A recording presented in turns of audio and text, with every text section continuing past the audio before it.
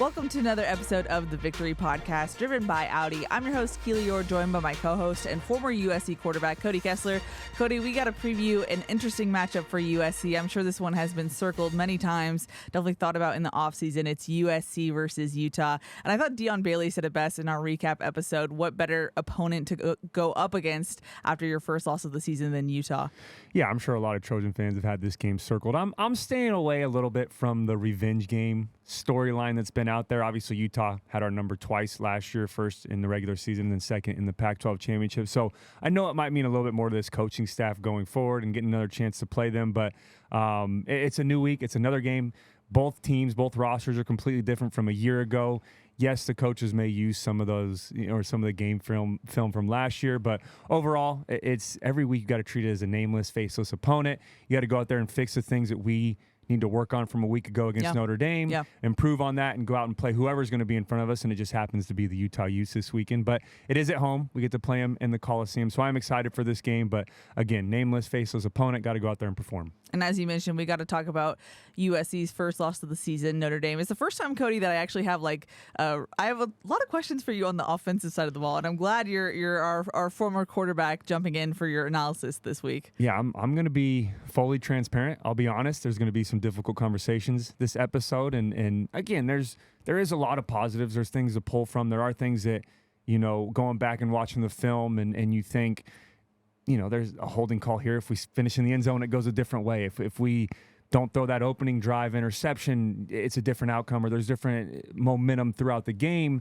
But we hurt ourselves a lot, and a big part of that was on the offensive side of the ball. And it wasn't just this game. This offense has struggled a little bit against Arizona. We struggled a little bit in the second half against Colorado. So it's been a little bit of a trend here. But, yeah, I'm excited. I'm an offensive guy. I played quarterback, obviously. So we can get into it a little bit and talk about some of the things that I've seen and hearing Coach Riley talk about it and Caleb as well. And I have no doubt that they're going to get it fixed and get going on the right path. But there are some issues on the offensive side of the ball right now that we need to get fixed going forward. Alrighty, well, very excited to break it all down with you this episode, Cody. Before we jump into it, just a couple reminders.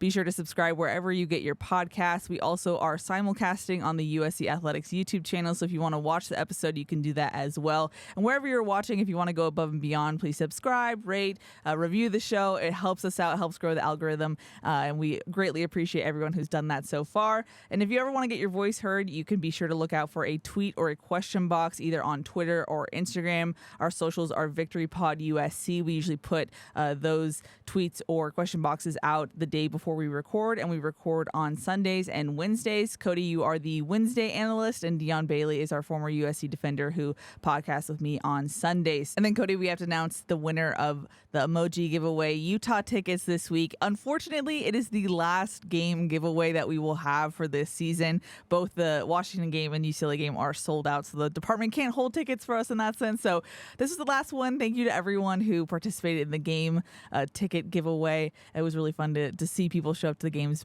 based on us, Cody. Yeah. If I do say so myself. No, absolutely. And that's a good problem, though. The fact that those games are already sold out. So that means Trojan fans are going to be there. They're going to be showing up.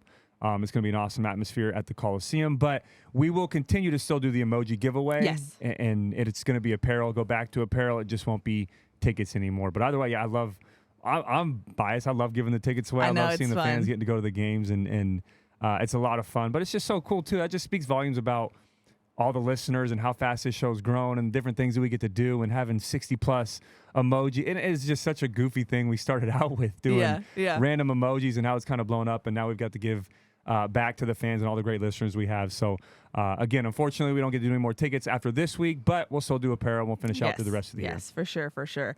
Alrighty, Cody, it is time to jump into it. I have been dying to talk to you about this game. I haven't talked to you at all about it, so excited to pick your brain. First up, I just want to know from your perspective as a former quarterback, what's happening with Caleb Williams? 3 picks, an uncharacteristic game for him. What did you see on Saturday? Yeah, I mean, the last 2 weeks, he's struggled with his accuracy, and that's been obviously an issue. And we've seen that if you look at the numbers, 23 of 37, 62%, which is below what we're used to seeing from Caleb, 199 yards, 1 touchdown, and 3 interceptions. I think the biggest issue right now is, and when it comes to accuracy, there's 2 parts of that. One is he's not setting his feet, right? But we're so used to seeing him throwing on the run, which he does a great job of doing. He's so efficient when he moves around the pocket, when he can create plays, and it seems like the play's over, and he creates something from nothing, but that can affect your accuracy, right? And now he's starting to get to the point where he'll look at one player, and it's not like it's disappeared, right? He's still going to be an exceptional player getting outside of the pocket, running around, throwing on the run. I'm not worried about that, but I think the issue with the accuracy is when guys aren't fully open or he's not seeing the field as well as he has in the past. He's trying to force some things, and it may not be that the accuracy is necessarily off because it's resulting in interceptions. He's just forcing throws that aren't there, right? Mm-hmm. And I love, the comparison to Caleb and Superman, right? The Superman comparison, going back and forth with that. But you've got to know sometimes when to be Superman and when it's okay to be Clark Kent, when it's okay to throw the football away, when it's okay to know that, hey, the play's broken down, nothing's there, and I can go ahead and throw the ball away, move on, die with the football, not turn it over, not put it in harm's way, and not only affecting the rhythm on offense, but putting your defense now in a bad position. Yeah. So that's one thing I saw from him with accuracy-wise. Another thing, too, is being honest. The offensive line struggling a little bit in protection. It's hard to be accurate when you can't set your feet, and a big part of that is when you go through your first or second read and there's already a guy in your face. Or if you're getting the snap on a quick step or a three-step drop and there's already free rusher in your face and you're having to throw over someone, like the first interception to Lake McCree. Yes, he missed the throw, but if you watch the film back, there was a misassignment on the right side of the offensive line where the defensive end came free and Caleb had to manipulate him and try to throw over him, and he hit his arm, and it forced him to throw higher. It forced him not to follow through all the way, and the ball goes high. The second one is, again, a forced throw, but it was tipped at the offensive line. That's a throw that I think Caleb would obviously like to have back, because even if it wasn't tipped, he was still throwing in the double coverage. Him and Dorian Singer weren't on the same page. And then the third one was just him trying to be Superman, and that was a play where it's okay to be Clark Kent, throw it away, and you're not going to score 21 points on one throw. It's okay to throw it away, move on, and protect the football and protect the team. But very uncharacteristic of Caleb. This isn't a conversation that we've had to have before. Yeah, ever. And I mean, maybe Oregon State last year. But even and then Washington State last year as well a little bit. But yeah, it wasn't consistently. This is the first time we've seen him really in a little bit of a slump. And, and I'm sure he would say the same thing. Again, I'm not criticizing him. I'm not being hard on him. I'm not any of those things. It's more constructive criticism, and I'm sure he would say it himself, and he has said it himself in the media. He's got to be better, and I love what he said after the game. Hey, it's on me. I've got to be better. These are things that you're not used to seeing. You're going to have games like that. Absolutely true. That's going to happen. You're going to have off games, especially when you play for a long time, but we're just not used to seeing it, and it's starting to happen a little bit, and it's time for him, to fix some of that and get out of the slump. Riley said, to your point, that it looked like not desperation, that's my word, but he said there are times for those type of throws that he made on the interceptions, but it doesn't come in the first and second quarter. Why do you think he's pressing in that way this early in the game? Yeah, I mean, two things going to that is, one, the offensive struggles from weeks prior. He could be putting a lot of pressure on himself, thinking we've got to come out and dominate this game, right? We've got to be perfect this game. We've got to come out and prove that the offense isn't struggling, right? The offense is, and I'm not struggling. And he had accuracy issues against Arizona. He forced some throws there. I mean, no turnovers, but forced a couple throws here and there. Wasn't as solid and crisp as we're used to seeing him be the last year and a half, but my biggest thing is maybe trying to get back on track, really focusing on, hey, we had an off week, especially in the pass game, right? Caleb only had 3 completions, I think, at halftime last week against Arizona, or 4, and you could see the frustration starting to linger a little bit. And then going into this game, hey, what better opponent, a very good Notre Dame defense. Let's come back and show that we have the most dominant offense in the country. So maybe pressing a little bit in that aspect because of the struggles from weeks prior. Yeah. And then also on top of that is when you start out a game with an interception on the first drive, and you can say, hey, clear head, and that's what we love to say as quarterbacks, put it behind us, we're not going to focus on that. It's tough. It does absolutely affect the momentum, especially on the road, and especially when you're the reigning Heisman Trophy winner. Sure. The crowd is going to be extra rough on you. You throw a pick, they're going to get more excited than if Marshawn Lloyd or Austin Jones fumbled, right? Because it is Caleb Williams. And then you come back and throw another one, and the crowd's getting into it. You're going to start pressing a little bit. And he can say, hey, I want to block it out and avoid all that. And, I'm not worried about it. It's a next play mentality.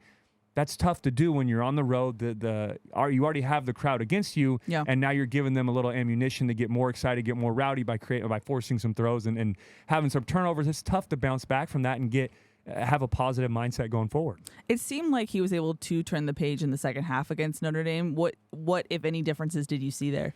Yeah, it looked like he stopped pressing a little bit. It looked like the halftime, and that drive before half was awesome to see. We got bailed out a little bit there by Notre Dame trying to celebrate a little bit. I don't know if we get that snap off. Sure. Without the timeout called after the sack fumble. Caleb got the ball back, obviously. And then Notre Dame is celebrating in the backfield. And it may have been a free play. I don't know if they would have allowed it to happen because they were so far behind the line of scrimmage. But that second half drive felt like we got a little momentum, got a little confidence. Caleb started being a little more himself. You could see him kind of getting into a rhythm. Again, it only finished with a field goal. I think it would have finished in the end zone if, we didn't run out of time and it wasn't halftime. But second half, it just looked like he was a lot more calm, a lot more comfortable, started making those plays we're used to seeing him make, wasn't forcing the football as much, and really allowing the offense to come to him instead of trying to make the game happen, right? And that's something that happens when you are that good and everyone expects you to be Superman every week, is sometimes it feels like you have that pressure of, okay, I'm the quarterback, I'm the leader, I'm the guy, I'm the man. If we're struggling, it's on my shoulders to get this thing turned around, and that's where you start forcing stuff and doing too much. It seemed like in the second half he trusted Marshawn Lloyd. He trusted his play calling with Lincoln Riley. He trusted his receivers around him and just started playing a little bit more comfortable. It wasn't enough, obviously. And I'm torn a little bit, though, because I feel like, and Lincoln said it, when we got to the game to 11, especially when it was 20-31 right before that kickoff return, and I take a little blame in that because I tweeted, I was kind of doing some live tweeting this game. Were you? I was, and I said, not out of it yet, got to keep fighting. The Cody curse. And literally, well, a lot of people were saying that too. Like, hey, we're not out of it, keep fighting, But I said that, and then sure enough, about 3 minutes later, they took a kickoff to the house. So what's crazy too is Riley said on Trojans Live that you could tell that the pressure was starting to flip towards Notre Dame. You could feel it in the stadium. You could feel everyone kind of get a little uncomfortable. Like, wait a minute, we got to start pressing right now. And a big part of that was because, and we'll get to it in a second. And I'm, I've got a couple more points for the offense, so this isn't a segue, but we'll get to it in a minute. But their offense was struggling. Their offense was not dominant by any means. And the defense, our defense, was not a big contributor to the loss in this game, right? We've had games where the defense has struggled and we can't stop anybody. And it seems like we're giving up a lot of points and we're getting in these shootouts. That was not the case. 35 of these points came off of turnover. Well, 28 came off of turnovers, and then one was off of the kick return. Yeah. And then the other one was the huge play to Chris Tyree on the post. So outside of that, Notre Dame only scored 3 points. So we did a great job on defense, and we came out and performed to expectations of what the fans have wanted to see. We get a lot of questions about it. We're not, blind to it. We know that the defense has struggled a little bit here and there, but our defense played great. So that's why it felt like Notre Dame can't get anything going. If our offense starts rolling a little bit and we get back into this, it's a game, and the third and fourth quarter can be a completely different story. Overall, and you mentioned this, it just doesn't feel like this offense has had the same je ne sais quoi, if you will. Forgive magic, my French. the spark, the excitement factor. Yeah. Since basically, I guess, if you want to go as far back as ASU a little bit, True. Or is that too far? Maybe Arizona. But Riley talked about how he thinks the main issue overall is that they're not playing 11-man ball, quote unquote. He said that they're taking turns making mistakes, whether it's the receivers, the running backs, the offensive line, quarterback, you name it. Why did that happen, and how do you fix that? Yeah, I'll start with the offensive line. Sure. The offensive line play needs to be better, right? And you have a returning captain, a returning leader on this football team, a returning starter in Justin Dedich at center. I have no doubt in my mind that he's going to get his guys ready, right? That starts with your center. And he's going to take that responsibility. That's outside of quarterback, in my opinion, the center is the most important player on the offense, if not the entire team, right? Because you're controlling what those guys up front are doing. But overall, our offensive line needs to be better. We have to be better in protection. We have to be better picking up the blitz. We have to be better in communication with the running backs as well. There were a couple times where we had some blocking issues from the running backs. We had a couple times where you could see guys confused, especially that first interception. If you go back and watch the tape, we pulled the right guard. We pulled Jarrett Kingston, and it looks like Tarquin and Justin Dedich are both in miscommunication of who's supposed to block that defensive end, and he ends up running free and forces Caleb to throw a high throw, right? And then you go back and look at the stats from the game. Notre Dame did such a great job of getting pressure on Caleb when they brought pressure, but it seemed like they were more efficient when they only rushed 4. That was the crazy part to me. 5 of their sacks came from only a 4-man rush. Wow. So they did a great job of, and it wasn't like they were blitzing the house every time. They were bringing 4 guys and getting home. That can't happen. That cannot consistently happen. And Caleb does take some blame in that, right? As a quarterback, you've got to know, hey, my offensive line's struggling a little bit tonight. Let me help them getting the ball out quicker.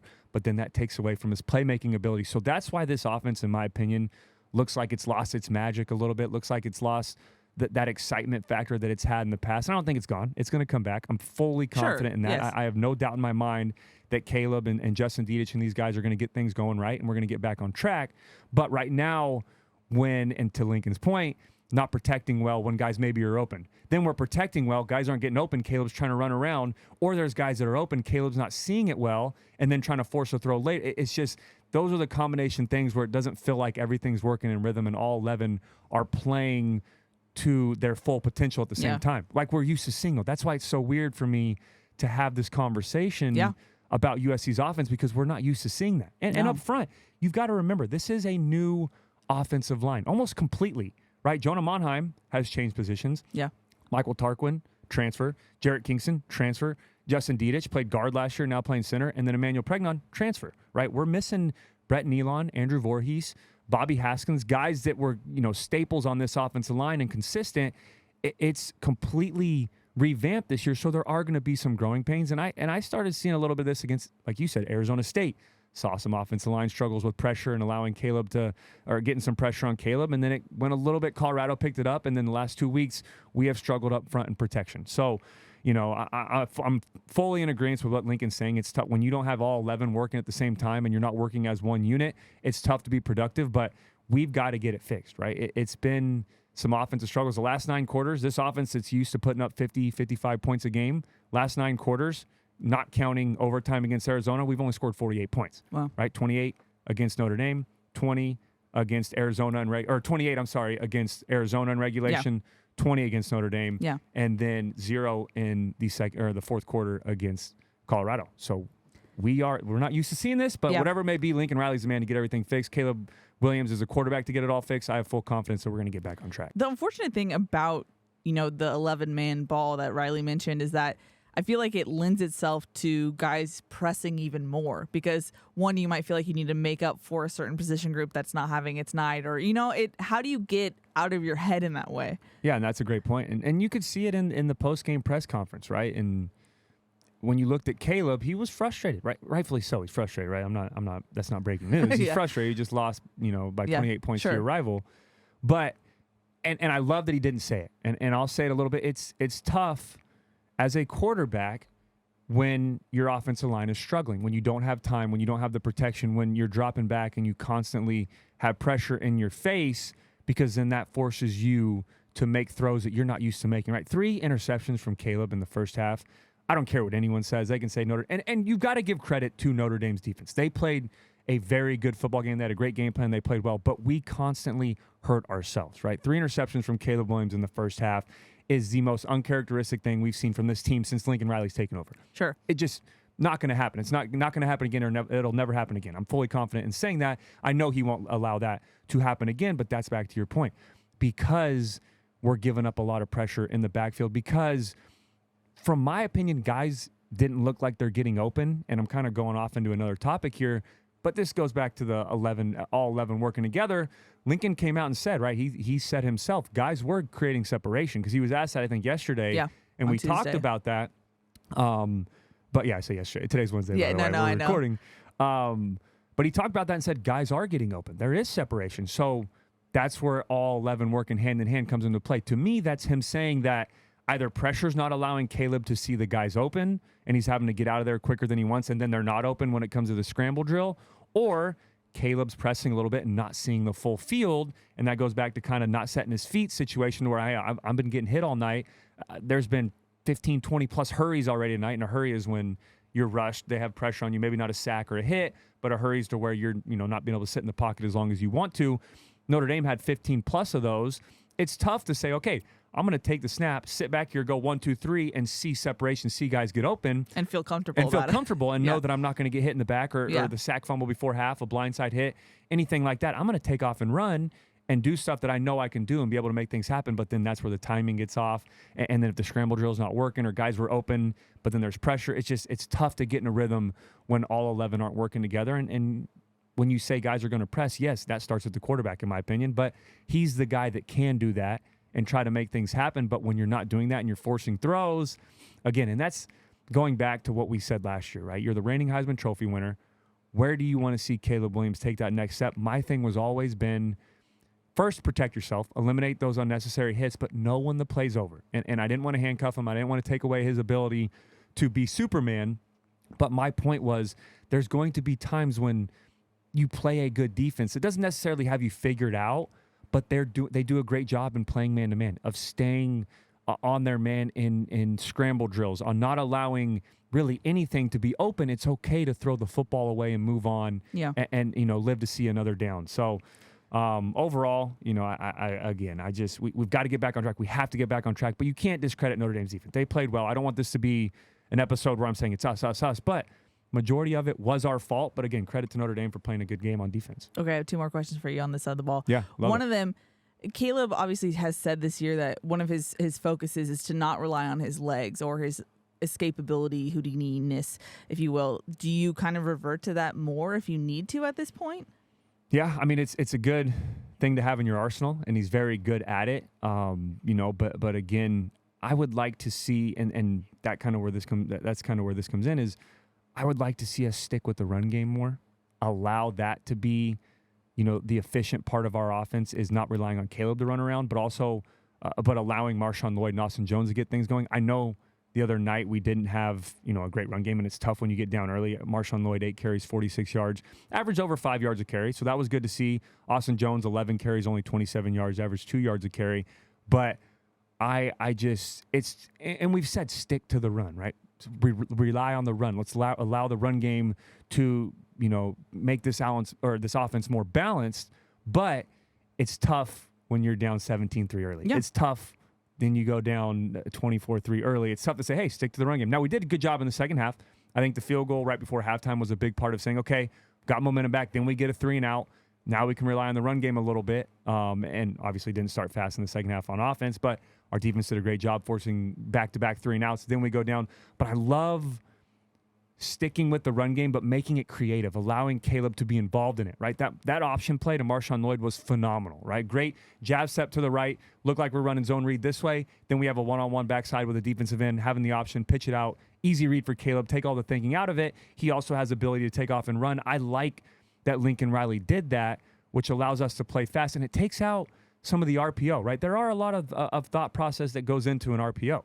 I'm reading the defensive end to hand it. I'm going to pull it. Then I got to read a secondary linebacker to throw it. There can be a lot of thinking, and when you're off and not having a great night in rhythm, it can force you to do a little more thinking than you want. Love the quick option play. I love all that. But again, I want to see Caleb more involved in the run game in the sense of those option type plays, easy reads, maybe a zone read here and there. But overall, let's let Marshawn Lloyd, let's let Austin Jones get going and allow Caleb to use play action throws and then take off if he needs to.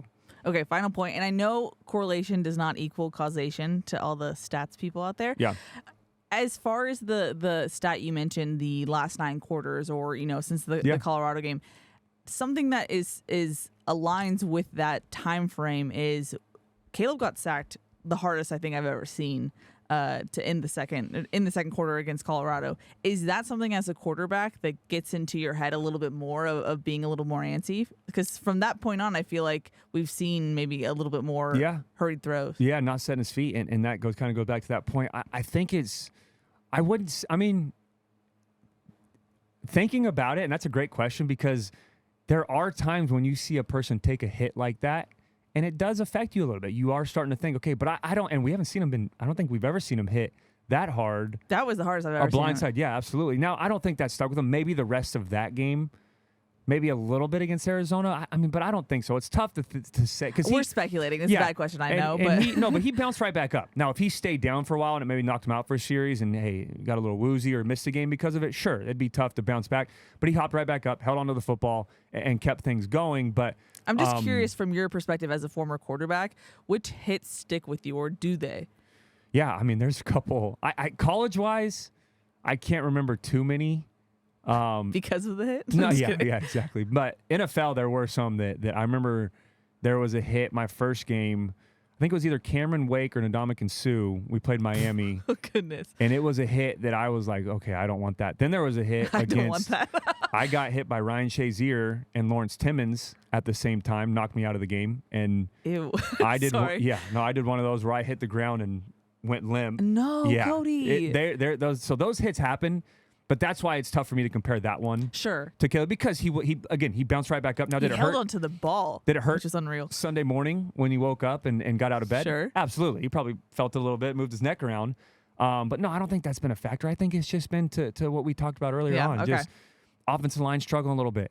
Run game is not fully there. And Lincoln said that, but we did see some issues with separation from receivers when Arizona played man-to-man and when Notre Dame played man-to-man. So I think it's just a combination of all those things and Caleb trying to force himself to continue to be Superman, which he is, but you've got to know when to protect the football. You've got to know when the play's over, and you got to know, like I said, when to be Clark Kent. It's okay to be that sometimes and throw it away and move on and then have those Superman plays later on when they present themselves, because when you're down 24-3 or even 17-3, there's no such thing as a 21-point drive, right? There's no such thing as a 21-point play. Yeah. You're not going to get it all back in one play. So it's okay to put together those long drives. So before we move on, going forward, in my opinion, though, my final thoughts on this, and then we'll put a pin on the offense for the Notre Dame game. I know people are probably ready to go to Utah and move on to that game. But overall, get back to quick game. Let's go back to quick game.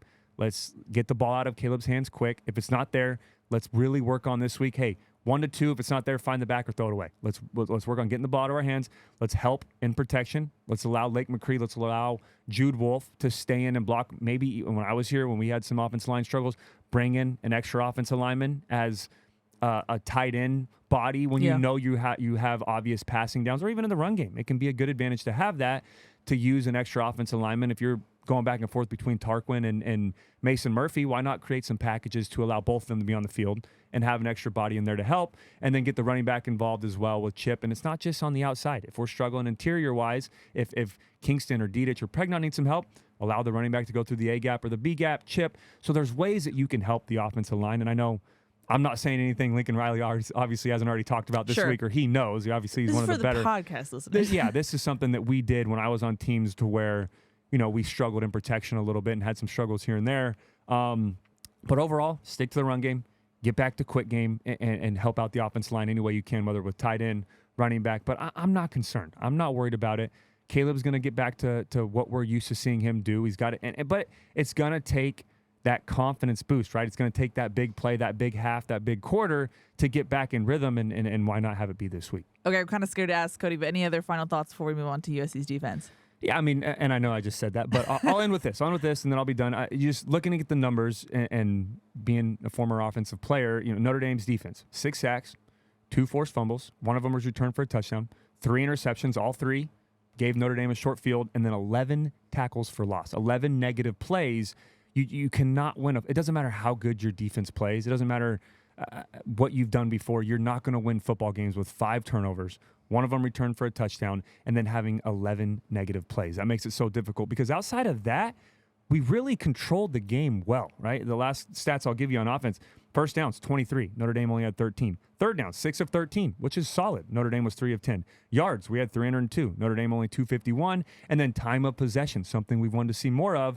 We had 35 minutes to Notre Dame's 25 minutes, right? So the biggest issues for me, again, turnovers can't happen. 11 negative plays, 11 tackles for loss from Notre Dame's defense cannot happen. You're not going to win football games. We also had 9 penalties for 75 yards, and one of those took away a touchdown.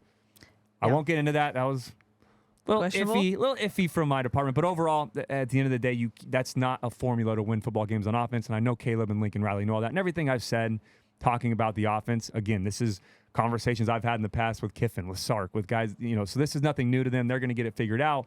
But it's stuff that we have to get fixed and fixed fast, because we're getting ready to play, in my opinion, probably the best defense we're about to play, and a lot of very good defenses down the line as well. Yeah. And to your point, USC only had 7 turnovers total in 2022 and 5 in one game. It's crazy that if you ask me before the game, they have those, hey, what's your crazy stat of the game? Or if you ask like an analyst, what's the crazy stat? USC is going to have more than 3 turnovers, or Caleb's going to have 3 interceptions in the first half. Or we're going to have There's 5. no way you would. No, I'd say, yeah, right. I'm betting the house on that one. So that's why it's crazy to talk about, but it's happened, right? Hopefully this is, and again, I talked about the last 9 quarters, but hopefully this is the wake-up call that USC needed. The offensive line, Caleb, even the receivers, everybody as a unit, Lincoln Riley, everyone saying, okay, hey, look, what you saw on Saturday will never be a product that we're going to put on the field again on the offensive side of the ball, and we're going to get it fixed, and we have the people to do it, and I fully believe that. Now, on the other side of the ball, USC's defense played well. We're not put in positions to succeed throughout the game, but still played well. What did you see from that side, Cody? Yeah, they did a great job. Again, you look at the total points, 48, but again, 28 off turnovers, 1 off a kick return, 1 off of a big play on that post to Chris Tyree. But overall, we did a great job. Now, I know that Notre Dame, these numbers are a little, because Notre Dame didn't have to do a lot. Yeah, right, because of the short field. So, again, only giving up 251 yards, which is great. Total passing yards, 126. And, again, total rushing yards for Notre Dame, 125, which I loved the other night. Third down, Notre Dame was 3 of 10, holding an opponent to 30%. That is winning football. That's a winning formula. QB Sam Hartman, 13 of 20, 65%. Again, 126 yards, 2 touchdowns. Audric Estime, 22 carries, still kept him under 100 yards. Averaged only 4.3 yards a carry. I'm happy with that. Okay, that's under his season average. Absolutely, yeah. He was averaging over, I think, 6.8 is what we said. Yeah. But when you have 22 carries and keep someone under 100 yards, I'm happy with that. I think that's a great stat. Did have 2 touchdowns, obviously, on a shorter field. And then outside of that, the other stat that I loved, Mitchell Evans, their leading pass catcher, who was their tight end, only 2 catches for 13 yards, and a huge shout-out to Christian Roland Wallace. We've asked who's going to play these pass-catching tight ends. That was his job on Saturday night. In my opinion, he was the MVP of this defense, did a great job against Mitchell Evans, and another player that I think played well that's had some criticism in the past, Tackett Curtis, played well. Led the team in tackles, had 8 tackles, which was a team high, 1 tackle for loss. Really looked comfortable, finally starting to come into his own, I think, on the defensive side of the ball. But overall, yeah, I mean, defense played well. That's what we've been wanting to see from this defense, and they did a great job going into South Bend and doing that. Was there a specific difference with USC's defense on Saturday? What did you see? Yeah, there's 2 areas for me that we saw this defense improve drastically on Saturday night. The first one for me is missed tackles. They only had 2 on Saturday as opposed to, and looking back at the PFF stats, I think 18 against Arizona and 14 against Colorado. And then they had a good amount against Arizona State as well. But the other night, only 2 missed tackles the whole night. It looked like a defense that was physical, that we've been wanting to see flying around, coming downhill. The linebackers played well. The front 4, the defensive line did a great job. Now, no sacks on the night, only 1 tackle for loss, which is something that we're not used to seeing. We led the country, or we're in top 5 in tackles for loss. We were up there in sacks as well, but we did such a great job of using fundamentals, getting to the running back game, the receiver, open space tackles too. That was awesome to see, where it's 3rd and 5, a guy catches the ball and has room to work, and Jalen Smith makes a great tackle. Or Zion Branch, who played a little bit in the second half, came up and makes a great tackle. So that was awesome to see. And the other one for me was 3rd down. Holding Notre Dame to 3 of 10, getting off the field, having 3 and outs, forcing them to be 30% on 3rd down was phenomenal to see. And again, we go back to the point of, yes, we gave up 48 points, but we know where those came from. Outside of that, when Notre Dame had a full field, when you go back and look at the play-by-play, when they had a full field and started and had to drive the length of the field, this is what their drives looked like. 4 plays, 16 yards, punt. 8 plays, 46 yards, field goal. That was where they had that long drive. We did a great job. Bend, don't break, held them to 3. Then 3 plays, 4 yards, punt. 3 plays, 3 yards, punt, and then 3 plays, 6 yards, punt. We did a great job when Notre Dame had to go the length of the field. That's excluding, obviously, that one big play as well, the deep post. But when they had not great field position, or it wasn't off of a turnover, we did phenomenal. We saw what we've been wanting to see from this defense. They can play as a unit. Now, yes, you can make the argument Notre Dame's offense isn't a Pac-12 offense. They aren't explosive. They're not going to go out and throw the football. They're not averaging 50 a game, but they're still a top 35 offense, right? They average 34 points a game, and they also average 460 yards a game, which is top 35 in the entire country. So it wasn't like we were playing an offense that was struggling, that didn't have playmakers on that side of the ball. So overall for me, again, the 2 categories, lack of missed tackles and 3rd down, was awesome to see. We did a great job, and hopefully this is that momentum shift this defense needs. Now the offense, let's get back on track. Special teams as well. Let's put all 3 together, and this team could be dangerous. And I think people are excited and ready to see that. One final question for you. We saw what Arizona was able to do to Washington State over the weekend. Does that, I know a lot of people, fans, hit the panic button on USC's defense because of the Arizona performance.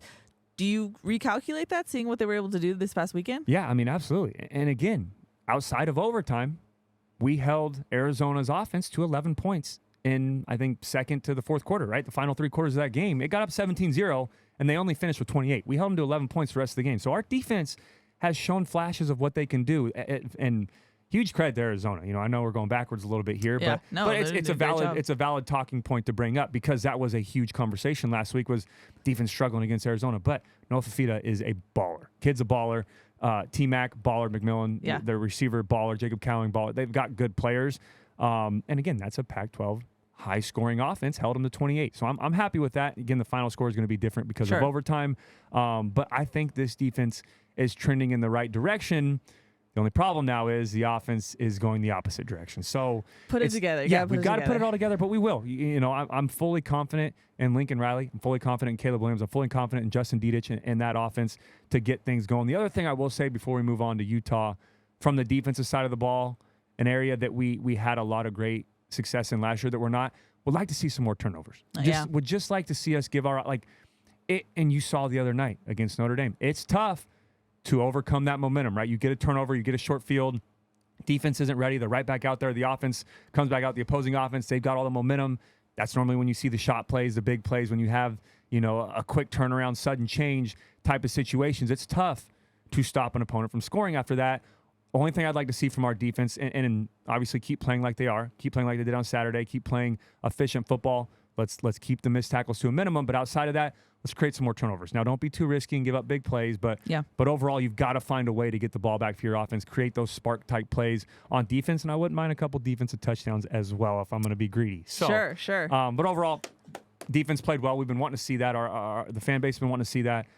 Was it perfect? No, but it's a great starting point for them to get things rolling on the defense side of the ball. Alrighty, well, let's jump into the Utah preview. Before we do, just want to give a thanks to Audi. Performance is more exhilarating on a real road. Introducing the Audi Q5. Visit your SoCal Audi dealers, proud sponsors of the USC Trojans. And at Ralph's, everyone wins when it comes to saving big because when you order online through the Ralph's app, you get the same great prices, deals, and rewards on pickup or delivery that you do in store. So no matter how you shop, you always save big at Ralph's. Ralph's, fresh for everyone. Fight on. Fight on. Alrighty, Cody, it's time to preview Utah. And you start with the head coaches, and obviously this is a head coach who has been doing it well at Utah for a long time, Kyle Whittingham. What do you got when it comes to Utah? Yeah, one of the more notable names in college football, head coach Kyle Whittingham, 19th season as Utah's head coach. Utah's record this year, 5-1 overall, 2-1 in conference play. Their only loss this year was a couple weeks ago to Oregon State. Now, this is normally where I do previous coaching jobs that they've had in the past, or kind of give you an update about their journey. You don't need to. There's none. Yeah, there's none. There's nothing you need to know other than he's been at Utah for a long time. And again, very good football coach. Ton of respect, not only around the Pac-12, but around the entire country. And one of the more scary coaches in college football because of how good he is and how well he gets his team to play. He's one of those motivator types where he can get his team to believe in him and believe in themselves. So very scary head coach, but again, looking forward to the challenge and someone who had USC's number twice last year. So I can't wait to see what we do this year. Now going to the offensive side of the ball, offensive coordinator is Andy Ludwig. This is his 5th season as Utah's offensive coordinator. Second time at Utah. He was actually the OC from 2005 to 2008. Oh, wow. So this is his second time back there. Previous coaching jobs for him from 2015 to 2018 was the OC at Vanderbilt. Then he was the OC at Wisconsin from 2013 to 2014. Now, why I brought this up is because from 2009 to 2010, he was the offensive coordinator and quarterback coach at Cal, where I considered going for a while. We had a really good relationship with Ludwig and Jeff Tedford. That's when Tedford was there as well. That was when it was the holding the high, the football guru, all of that. And what I mean by that, holding the football high, they used to be before. Now it's kind of holding it at the right chest plate area. Sure. It used to be, and you see the old Aaron Rodgers tape, the old Jimmy Clausen was a top-ranked quarterback. Guys who would hold the football up here. If you go back and watch my high school tape, Andy Ludwig, this is a little fun fact, was a big reason for me holding the ball. Jeff Tedford for doing that. So a little history there, 2009, 2010 too, so I'm kind of showing my age here, but Cody, we get in trouble when we talk about how we feel old. I know, I'm 30. Sorry. And I know, I apologize we are for that. young, but it does feel crazy for me to say that I was recruited by Yes. Andy Ludwig in 2009 and 2010. But again, very experienced offensive coordinator, very, very successful at everywhere he's been, right? And that starts with Utah back in 2005, 2008. Always has a high-powered offense and a very highly respected offensive coordinator. Now moving to the defensive side of the ball, defensive coordinator Morgan Scaley. I think it's Scaley, right? Yes. Not Scally? Scaley, okay. yes. Morgan Scaley, 8th season as the defensive coordinator, and also 16th overall season at Utah as well. So he's been right there hand in hand with Kyle Whittingham. Same as Whittingham, when it comes to recent coaching jobs, it's Utah. Literally, this time it's Utah. There's nowhere else. Only place he's ever been is coached at Utah.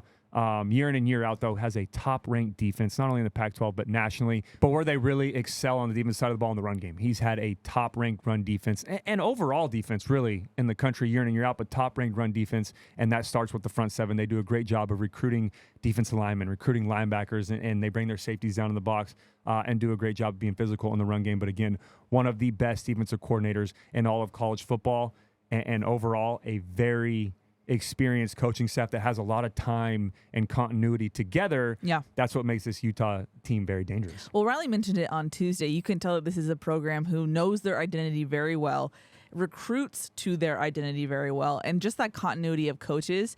They are able to, you know what you're getting with a Utah team year in and year out just because they know what they want. Yeah, and that's the perfect word to describe it is identity, right? They know what they are. They know the type of football they've established, but that's what you get when you have a head coach that's been there for 19 seasons. Yeah. You understand this is who we are, and it's been successful, right? They're the reigning Pac-12 champs. They've been to the Rose Bowl multiple times. They're doing things right, and they haven't just recently been doing that. They've been doing it for a long time and continue to get better, but I love that. That's the best way to explain it. They know what their identity is. They're not trying to do something outside of what they're comfortable with. They know what they're good at, and they're going to continue to do that and they're going to bring in recruits that can help them achieve that goal and benefit from that. Yeah, which makes them so powerful. Yeah, absolutely. Now, when it comes to Utah's offense, it obviously has been not the year that they've been hoping for, and mainly because they're missing their starter, Cam Rising, which unfortunate that he went down with an injury last season and basically came out in the middle of this season saying, it was way more extensive, that knee injury, than kind of let on. He said he basically blew out his entire knee. Yeah. So it's been interesting, Cody, because it's kind of, we've been waiting to see him, but then it seems like we've pumped the brakes on that. Yeah, I mean, I'm first and foremost, as a competitor, hate to see it for the guy as a quarterback. Yeah. I don't care what our record was against him last year. Hate to see that. The game is so much more fun to watch, especially Utah football when Cam Rising is playing. He's one of the better quarterbacks in all of college football. They miss him a lot, and you can really tell. And again, I'm a numbers guy, so we'll start with the stats. But you can see that this will probably be a team that we play where the defensive stats, I don't know how much way I do it, defensive stats, offensive stats are night and day. Yeah. And when it comes to ranking in the country, starting with total points per game, only 21 points per game, which is 110th in all of college football. Total yards per game, 322, 115th in college football. This is a perfect example of why they miss Cam Rising so much. Total passing yards per game, 149. That's 122nd out of 131 in college football. Their passing offense right now is non-existent. They don't have that.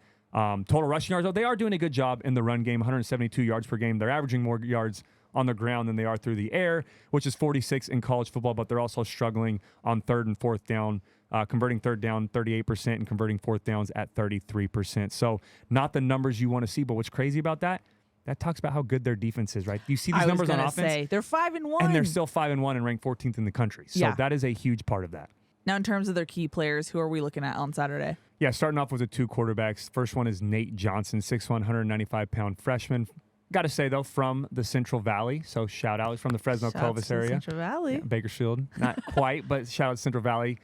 Struggled a little bit this year, 54% completion percentage, 499 yards, 3 touchdowns through the air. Does a great job of using his legs, 56 carries, 153 yards, and 3 touchdowns on the ground. The other quarterback who just started last week against Cal is Bryson Barnes, 6'1", 210-pound junior. Again, struggles with his completion percentage, 57%, 398 yards through the air, 1 touchdown, 2 interceptions. Isn't really stick out as a running quarterback, but last week against Cal did a great job in zone read, had 67 yards on the year and 2 touchdowns. Now this carries into my first red dot guy, and again, like I said, Utah wants to run the football. That is their identity on the offensive side. Is running back Jaquindon Jackson, 6'2", 230-pound sophomore, 61 carries, 333 yards, averaging 5.5 yards a carry with 1 touchdown. The other running back they will use is Jalen Glover. Now my second red dot guy, and I pause here for a second because this is the first ever on the Victory Pod, is safety Sione Vaki. Now, you might think, Cody, why are you saying a safety for a red dot guy on offense? Well, that's because they use him as a running back, and they just recently started doing this. He has 16 carries, 164 yards, just had a 72-yard rushing touchdown as well, has 2 touchdowns on the year, and they use him a good amount in Wildcat. Okay. So he is my red dot guy, and a great athlete, but you will see, while I say 2-time red dot guy because in a second when we get to the defense, he also leads the defense in tackles. So Congrats he's going to him for being and the only other opportunity we had to do this was if Travis Hunter was playing. Sure. And I remember even saying if he's playing, I'm going to do it. But sure enough, we have one against Utah. But he's a great running back or a great safety, but does a great job when they bring him in as a running back. And we have to be ready this week for the Wildcat formation. They do a great job of pre-snap motion, moving people around, and then allowing him to use some zone reads. A couple of their receivers now that they like to use. The first one is Mikey Matthews, 21 receptions, 202 yards. He's a freshman. The red dot receiver that I have this week is wide receiver Money Parks, 5'10", 175-pound junior, 12 receptions, 169 yards, 2 touchdowns. He is their home run threat. He does a great job of extending plays. He can really take the top off the defense. And the other two guys that have been making plays for them is wide receiver Devon Vele, 6'5", 210-pound junior. And then the last receiver that USC fans might actually recognize is wide receiver Munir McClain, Yes. who transferred from USC, 6'4", 217 pounds, played the first game and then had some injury issues, just played a little bit last week against Cal, has 4 receptions and 133 yards on the season. So when it comes to Utah's quarterback situation, you mentioned 2. How are they using them? Yeah, I mean, it's you can tell that they're protecting them in the pass game. They love using Nate Johnson in the run game as well. Does a great job in zone read. They also, last week against Cal, again, that's why I said you can't count out Bryson Barnes' legs. You can't think that, hey, he's just going to sit back there and try to throw the football. Did a great job against Cal last week. It almost looked like they told him, hey, if it's not there, take off and run. Let's emphasize you using your legs. Let's use the zone read. And then when we bring in the Wildcat formations, obviously we'll take them out and allow us to run the football. But Barnes did a good job of using his legs last week and extended some plays and really helped this Utah offense get rolling. But overall, they will throw the football if they need to, if they have to, but that's not their identity, right? Only 4 touchdown passes through 6 games this year combined between the two of them. That's not their MO. Their MO is wanting to run the football, to be able to use Sione Vaki in the Wildcat formation, to use Nate Johnson in zone reads, and then also use Barnes in zone reads as well. But that's what they want to do is run the football.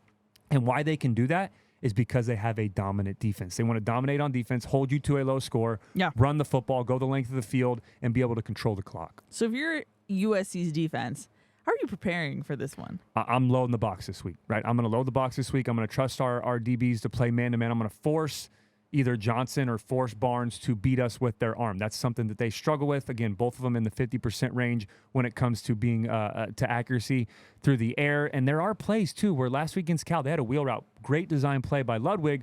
Barnes had a wide-open wheel route. No one within 5 yards of him, just overthrows him. Just simple plays that I don't know if he's pressing too hard, if he's just, his accuracy's been an issue. They're just not making those simple throws. And they do a great job scheme-wise in pass games. Be ready on third down for crossers. Be ready for the 1x3 bunch formations. What I mean by that is a tight end by himself on the left or right, and then opposite of that, you'll have a 3-receiver bunch, especially on third down. They'll run crossers. They're going to run pre-snap formations, something that we've struggled with this year. So if I'm Alex Grinch this week, I'm loading the box. I'm taking away their run game. They have a good offensive line. They do a good job getting penetration, getting downfield, combo blocks, getting up to the linebackers, creating holes in the run game, but they struggle with throwing the football. So I'm forcing them this week. I'm going to say, hey, I'm going to take away the run, force you to throw the football and try to beat us through the air. Now, I know the likelihood is low, but I feel the need to ask solely because he hasn't been ruled out for the season yet.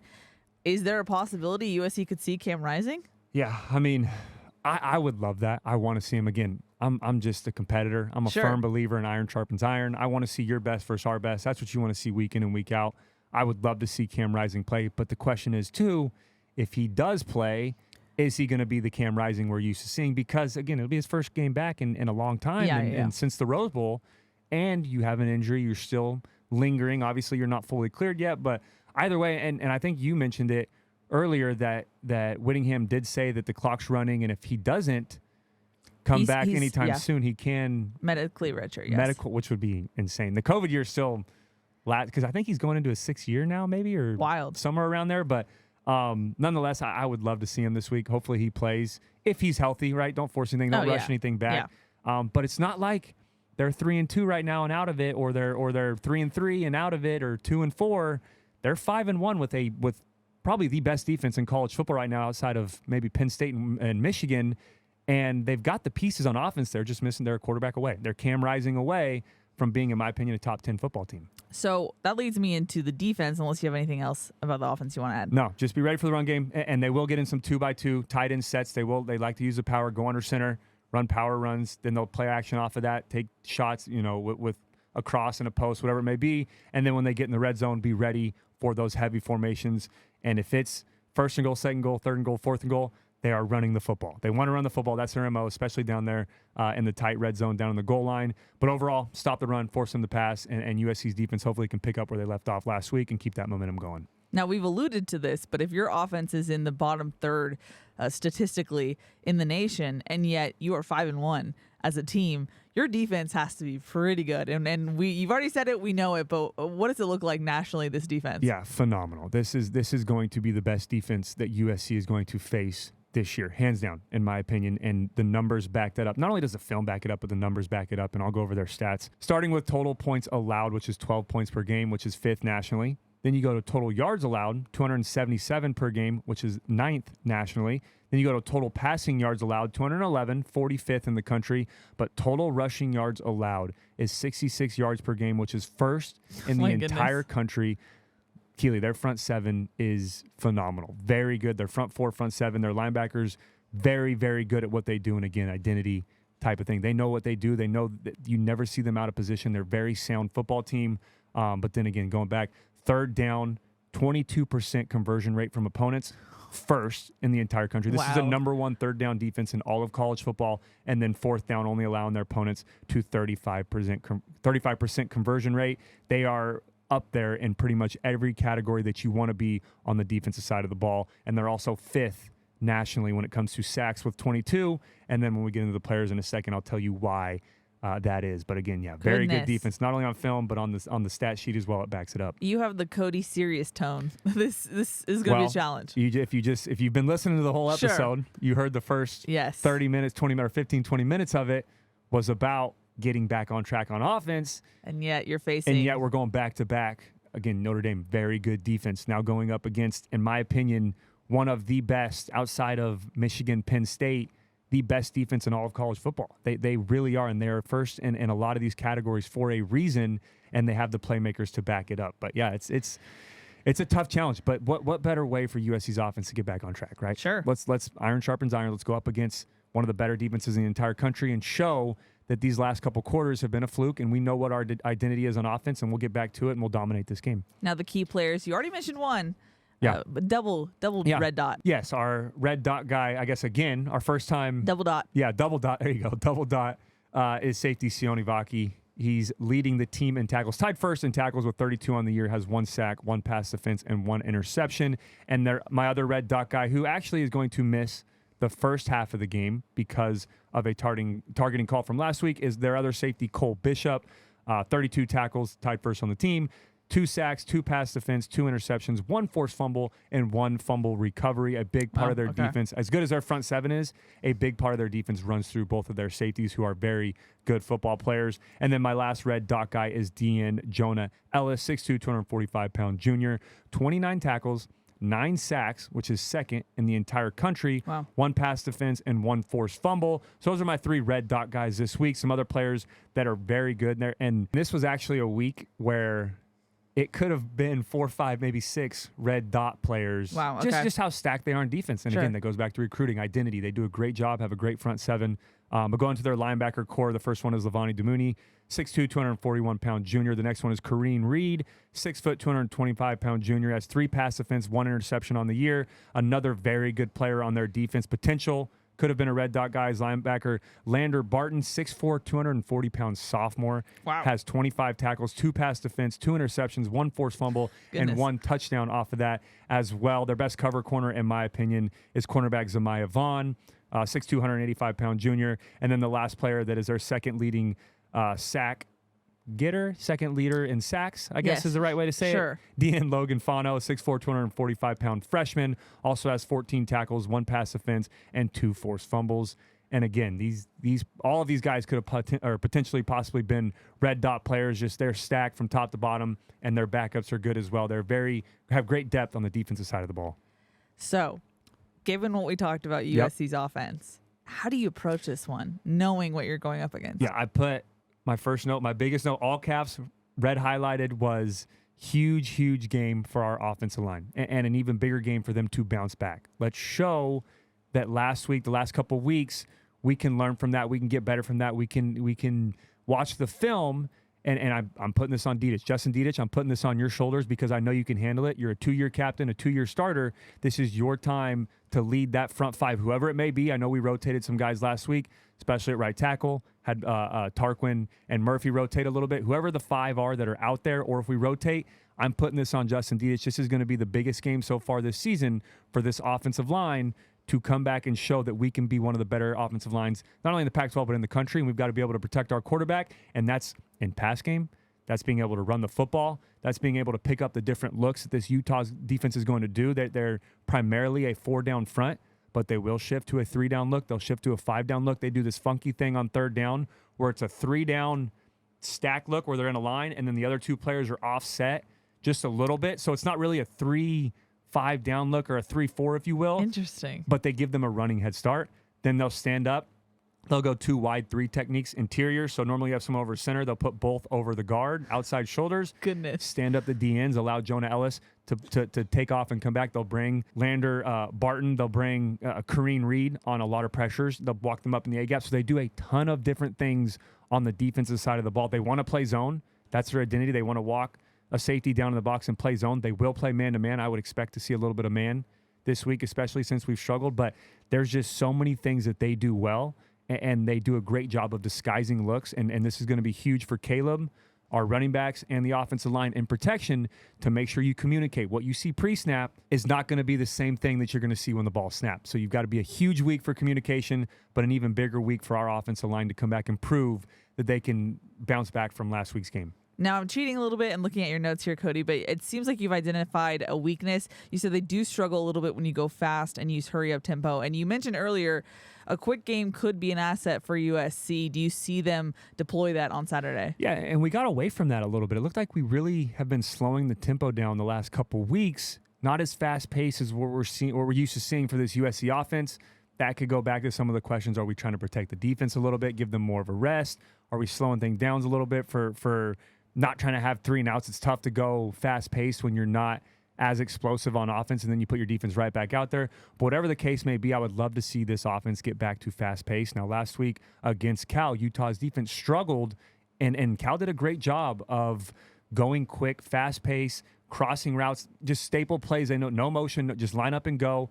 Call play from the sideline, everyone lines up, and before Utah can communicate, the ball snapped. And they caught them a couple times looking over to the sideline, trying to get the play call, and before they can get the call, the ball snapped. And they hit one of them on a wheel route for a touchdown down the sideline. Then they had another explosive play later on in the second half. So a big thing that we can do this week, again, a physical defense, a very physical front seven, not the fastest speed defense that you're used to seeing in the Pac-12. This is more of a Big Ten type of defense, physical, dominate, want to come out there and overpower you. We need to use our speed to our advantage this week, and that works with pre-snap as well. Motions, getting up, lining up, and going, not thinking too much, and then again, using the quick game, getting the ball quickly out of our hands, and then before they can get set, lining up and calling the next play. I forgot to ask you at the start of the episode, but we saw the return of Zachariah Branch. What can he do against this defense? Yeah, and I'm glad you brought that up.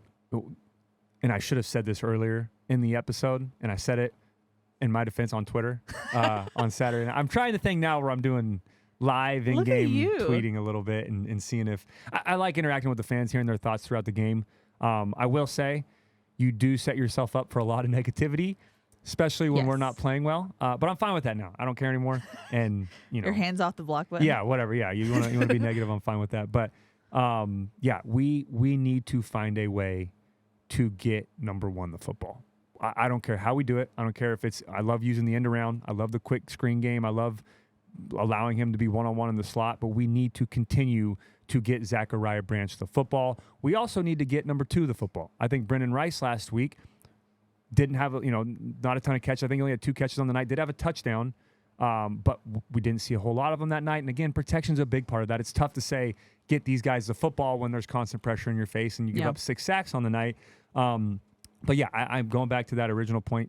Need to find ways to get Zachariah Branch more involved. I don't care if it's in and around. I love what Lincoln Riley did in the game, putting him at running back, which no one expected, and just giving him a handoff, allowing him to treat it like a punt return, spread everybody out, get a 5-man box, hand him the football and allow him to treat it like and that's what he does. Treats it like a kick return, like a punt return, but he's special. He's going to be a special player for a long time, and I'm with you on that. I'm glad you brought that up. Find ways to get him the football, especially, again, against a Utah defense that, yes, is athletic. They do have great talent on that side of the ball, but they're a lot more of a physical defense. Let's let Zachariah Branch get the ball in space and make these guys miss and force some missed tackles and get down the field, which Utah does not do. They do not miss a lot of tackles. Very sound, very disciplined football team. Now, you mentioned it already, but Lincoln Riley said on Tuesday that he enjoys going up against really good defenses, really good coordinators, really good players. He said Utah has all three. If you're Riley, how are you scheming up for this one going against a top defense? Yeah, just getting back, and we talked about identity earlier on this episode, right? Getting back to your identity, going back and watching those first 3 games, going back and watching some film from last year. And I'm sure the coaches do this. You always self-scout. You go back and watch whole tape, what works well, what doesn't. You better believe they're watching the Utah games from last year. Now, again, different personnel groupings, you're going to see some things differently, but getting back to your MO, right? Getting back to what you do well. And I think a big part of that is what we just talked about. Play fast, play up tempo. Our defense is showing that they're coming along well right now. They're playing good. They played decent the last couple games, played really well on Saturday night.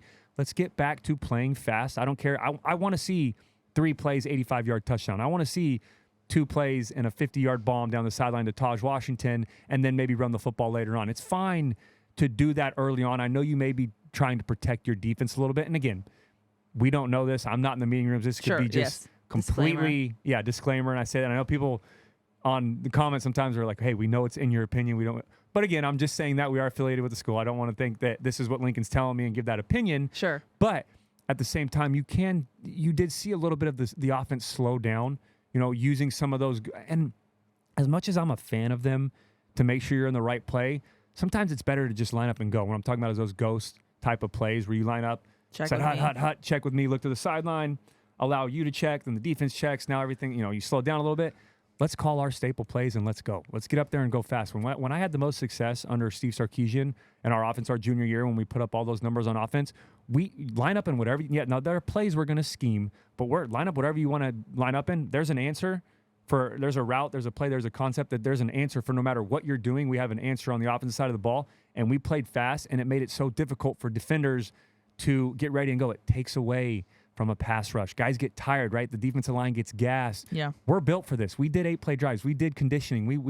We're used to doing that fast up-tempo offense to now we're going to play your hand and force your defense, your fast front seven, your fast defensive line that does a great job, 22 sacks on the year, 5th in the country. Let's slow them down and go up tempo and get back to the identity that we're used to seeing USC have. And you just said it, but it seems like the defense has shown that why not go back to what you were doing and what was successful? Go up tempo, go fast, and see if this defense has done the improvements that we think they have. Yeah, and I'm fine. I still, and I'm not saying that to go, let's go fast tempo and throw 70 times this game or throw 60 times this game. Sure, you still got to have the run game involved. Yes. That's how you build confidence on the offensive line as well. It's easier to be a run blocker, to go downhill. You're taking it to them than to have to backpedal and have very good pass rushers come at you and you have to guess what they're going to do.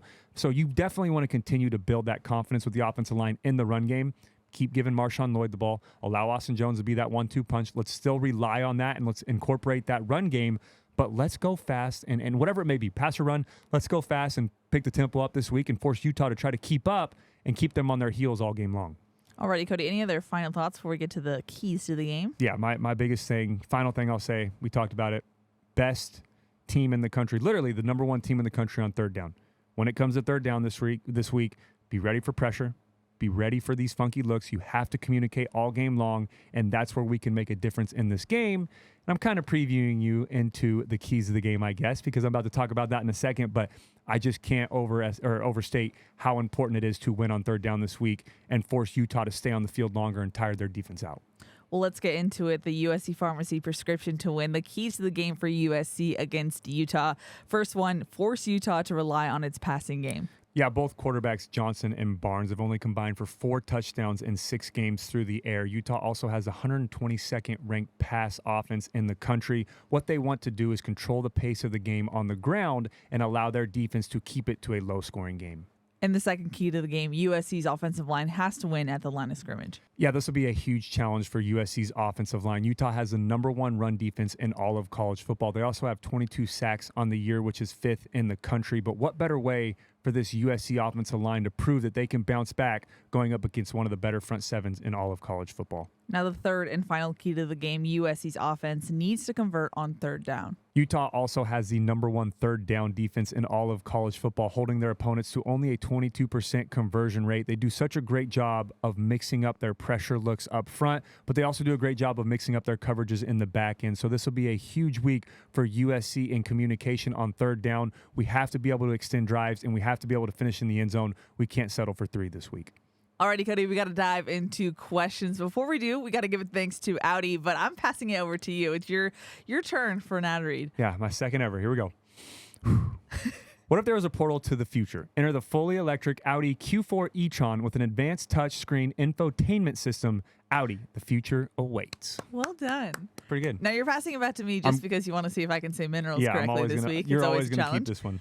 Take your health to the next level with Symbiotica. Their premium, easy-to-take supplements fuel your body with key vitamins and minerals to help you reach peak performance on and off the field. Elevate your health today by going to Symbiotica.com and use code FIGHTON for 15% off site-wide. Boom, Cody, minerals. I did it. Fight on. First question comes from Steve, who said, what can we do to get wide receivers more open in man coverage? Do we need to get Deuce Robinson in there and throw 50-50 balls like Drake London style? Yeah, it's a great question. I'm not opposed to allowing Deuce Robinson to go out there, especially we're seeing some of these taller corners, some of these teams that we're facing. I'd love to have, and we can still stay in the quick game system of calling hitches on the outside, and if you have press man on a hitch, that converts to a fade, right? Or a hang loose, we used to call it. Take one step, throw it up there, allow Brendan Rice to use his size, bring in Deuce Robinson, allow him to use his size on the outside and go get some of those 50-50 balls. And it's allowing Caleb to get the ball out of his hands quicker. But the best way to beat man-to-man, and obviously Lincoln Riley knows that, crossing routes, right? You get in tight bunch formations. You get in these 3-by formations where it's a 3-by bunch or a 2-by-2 stack, whatever you want to do, and allow these crossing routes with post or deep overs behind them. But they're only as effective, they're only effective if you win on man-to-man, right? You have to be able to win across the field. You're not going to win vertically every single time, so you have to be able to win horizontal. Even if it is a 3 to 5 yard route or a simple crossing route, you have to be able to push up and attack the inside shoulder, put your foot in the ground, and beat them across the field. Because as an offensive player, you know what you're running. They don't. So you have to be efficient in your route running, but that starts with being physical at the point of attack and off the line of scrimmage. Now, we got so many questions, Cody, that I can't even read them all. Wondering, what do you do to give Caleb Williams more time and to just help out the offensive line in general? Yeah, the first thing that you do is, and we talked about this earlier on the show, quick game, right? Go mirrored routes, slant flat to the right, slant flat to the left, take all the thinking out of it, one step, pick a side, stick to the side. If it's not there, 1 to 2 to back, take off and run, throw it away. And that was something we saw the other night is, yes, Caleb Williams is the most elusive quarterback in all of college football, but there were times that the offensive line and protection was doing a great job of holding up. Caleb was just holding the ball too long and trying to make plays that weren't necessarily there instead of throwing it away, and then you take a sack, and then you add maybe 3 sacks, turns into 6 sacks on the night, and then you get a couple forced fumbles, and the offensive line loses their confidence a little bit. So there absolutely are ways that Caleb can help out the offensive line by getting the ball out of his hands quicker or just taking off and running and picking up 1 or 2 yards, right? Eliminating a sack. But my biggest thing at that is go to quick game. Right? Let's go to quick game, pick and stick to his side. Guys have to be able to win in man-to-man, or a quick game, throw fades over the top of or give them 50-50 throws. And then the second part of that, and this week is we really have to do it, is have help from tight ends, have help from running backs. Use Jude Wolfe, use Lake McCree, Marshawn Lloyd, Austin Jones, and especially this week against Jonah Ellis, one of the best pass rushers in all of college football, has 9 sacks on the year, which is second in the country. There needs to be a chip on him, whether from a tight end or from a running back, every single play to help out our offensive tackles. But those are the 2 main ways that I would start with to help out this offensive line on Saturday. Sal said, does a shakeup at offensive line need to happen? And Riley was actually asked about this on Tuesday, and he said that is something that they are evaluating this week. And he pointed to the fact that they played, the rotation earlier in the season. He said this is why you do that, because if you're in a situation where you need to then pull guys, you kind of have a game tape of them already. The interesting thing, though, is that USC has been using their quote-unquote six-man in Mason Murphy with Tarquin, as you mentioned earlier in this episode, Cody. But I feel like the next person up would be Alani Noah, who is a younger guy, but as you mentioned, the pre-snap, post-snap looks for Utah are crazy. And that's tough as a freshman. Yeah, it's tough as a senior. Sure. And now you bring a true freshman in So there. is Alani Noah really an option there with his understandable youthful inexperience? I don't know, but I'm curious what they would do there if they did shake some things up. Yeah, and first and foremost, starting at the tackle position, like you mentioned, it absolutely is a six-man rotation right now, and even more so. We saw the other night, Tarquin started the game, but if you look at the snap count, Tarquin played 17 snaps. Mason Murphy ended up playing 67 snaps. So that was more of the trend towards the end of the game, is to leave Mason Murphy in there. The next spot that you would look at, obviously, would be interior offensive line at the guard position, and I'm with you on that. I think you start still with Emmanuel Pregnon, and you start with Jarrett Kingston, and if it continues to be an issue, if either of them are struggling in this football game and it's not getting better, you've got nothing to lose, right? Why not bring in the true freshman, someone who's hungry, someone who's ready to prove themselves, and see if they can come in and have a spark on this offensive line for which guard? I don't know. That'll depend on if either of them are struggling on Saturday. Or the flip side of that is you say, hey, Noah, this is your week to compete. We're going to put you out there. You're going to compete with Pregnon, or you're going to compete with Kingston.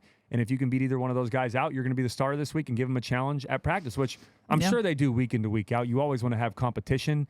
Is it a reality? That's where it comes into play. Is they always say, hey, everybody's job is on the line every week in practice. This week, though, for me is where it's more true, right? Let Noah go out there and see if he can compete with either of those guards. If he's the better option, whether he's a freshman or not, let him go out there and play. I'm combining these next two questions. De La Cruz said, does the quarterback have the ability/permission to adjust the pass protection at the line? And then Ricky said, is Caleb Williams changing the play? And if so, is he changing it too much? So the first question of changing the play or changing the protection, yes, absolutely. Now, again, I'm not in the meeting rooms with Lincoln Riley and his offense.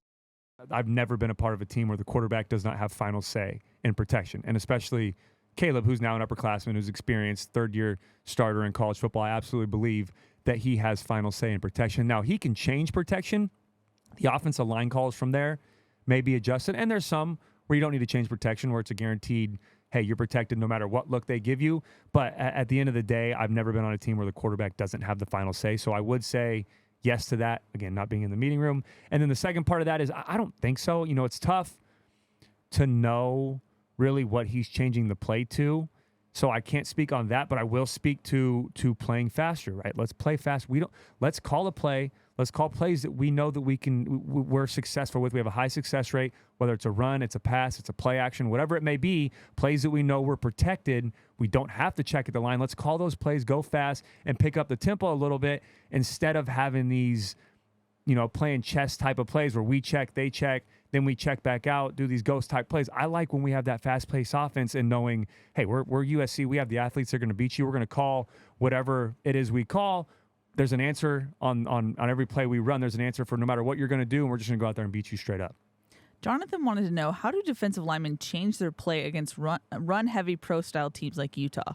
Yeah, I mean, it starts with communication, right? You're going to see some funky looks from Utah up front this week. You've got to be able to understand if it's an A block, if it's a B block. What I mean by that is A is center guard combination, B block is guard tackle combination. You got to be able to understand what looks you're going to get, because you can call the same run play 5 times, and the blocking scheme is going to change unless it's a power where it's all blocked down in a puller. But when you have combination blocks and zone blocking schemes, it's going to change a lot based on the different fronts you're going to get. And when you have a very dominant front, you may need a little bit more help in combination blocks this week. You may want to stick to a certain type of scheme. I would expect to see a lot of down blocking and power, which is our bread and butter, right? The guard tackle pull. I would expect to see a lot of that this week just so we can be physical at the point of attack, block downhill, and allow Marshawn Lloyd to get out on the edge. And I wouldn't be surprised to see some quick turnaround handoffs to Zachariah Branch, going out wide, or Mario Williams or Taz Washington. Let's get on the edge and run away from that big physical front that Utah has there in the middle. Jonathan also wanted to know, what can a team like Utah missing its starting quarterback do to help a backup quarterback? Have a dominant run game. That really is the only answer. Have a good offensive line and a dominant run game. I would say that they do have a good offensive line. They have a good run game, not dominant. And they actually answered that question for us a couple weeks ago by bringing in that wildcat formation, bringing in safety Sione Vaki to help spark this run game a little bit, take the quarterback out and allow him to be involved in the run game. And it's helped them a ton get some more production on the offensive side of the ball. John says, what does Utah do differently than Notre Dame that would indicate a slightly different outcome in this game? Yeah, it's a great question. And defensively, there's a lot of similarities, right? Very good front seven, do a great job of getting after the quarterback. They do a great job of using their safeties, getting involved in the run game, having physical playmaking safeties, and then they do a great job of covering on the outside. So going to be a huge challenge for USC's offense this week. Just played Notre Dame last week, very good defense. Now going up against one of the better defenses in all of college football. Where the differences are, though, on the offensive side of the ball, and starting most obvious with quarterback. Again, Cam Rising's out. Notre Dame has Sam Hartman, is a very good quarterback. Utah's still trying to figure out who their guy is going forward. Is Cam going to come back? Is he not? Done a good job of establishing the run here a little bit, using that wildcat. Jaquindon Jackson does do a good job on the ground. And their offensive line is very physical and can get after an opposing defense. But that's where the two differences are for me is Notre Dame's offense is a lot better than what we're going to see this weekend with Utah's offense. Interesting question from Pete, considering we talked about identity specifically in terms of Utah. He said, who's responsible for setting a team identity, coaches or players? Yeah, that's a great question. I think it's a combination of both, right? As a team, as players, you learn a lot about each other. You're also going to rotate a good amount, so it's figuring out what unit works best. And this is either side of the ball, offense or defense, what unit works best with one another. But it's also the coach's job to put you in positions to be successful and figure out what your identity is. So I would say it's 50-50. It's really a combination of both, of what type of playmakers do you have, what type of players do you have, personnel groupings do you have, and what work best, and how do these players play together, but also how do these coaches put you in the right positions to be successful and to create an identity and know who you are. Daniel said over the last 2 weeks, the TV commentators have mentioned that the teams playing against USC are playing a lot of man-on-man. Why do you think the guys are having trouble getting open? Yeah, and not to pat Mellon back, but we called this. I said, and that was a big question I got, is what do you expect to see this week against Notre Dame? I said we're going to see a lot of pressure on Caleb, and we're going to see man-to-man. That was what Arizona did well against us a week ago, or 2 weeks ago. That Notre Dame just did the same thing against us last week. I would expect to see the same thing this week against Utah. But the biggest thing for me is you just got to be able to win against man-to-man. Now, Utah's a zone football team. That's what their identity is. Not afraid to play man. They will absolutely play man down in the red zone. They will play man on third down, but they like to play a lot of inverted looks with safeties and corners, widen the linebackers out, and they do a great job of mixing up their coverage, but I would expect to see some more man than we've seen in the past from Utah this week. They've got the playmakers to do it. They're very good defense, but this is one of those defenses where I don't think they're going to look at the blueprint of the last 2 weeks for this USC offense. I think they take a lot of pride in knowing this is what we do well, and this is what we're going to do. I don't care who we're playing. Now, yes, we'll game plan, but it doesn't matter who we're playing. This is our MO on defenses, and this is what we're going to do week in and week out. But, yeah, we have to be able to win against man-to-man this week. If you can't win on a slant, remember what I always say? If you can't win on a slant route and man-to-man, which is where the quick game comes into play. You will not make it. Yeah, not in man-to-man in anything. If you can't win and create separation in man-to-man, you will not play high-level college football, and you'll not be able to play at the NFL. So we have to be able to find guys that can win in man-to-man coverage, and Caleb has to be able to recognize that and find those playmakers. Rama said, how important is the home crowd this week? Very important. Huge. I'm disappointed it's not sold out. I know it's frustrating last week with a loss, and I get that, but still, we're 6-1. Everything that we have is still in front of us. We control our own destiny, right? We can win out in the Pac-12. We can still win the Pac-12 championship, go to the Pac-12 championship. If we win out and win the Pac-12 championship, we will be in the college football playoff as well. So everything is still in front of us. Now, a couple teams need to lose, and we need to have some of those big-time wins, which we can do this weekend.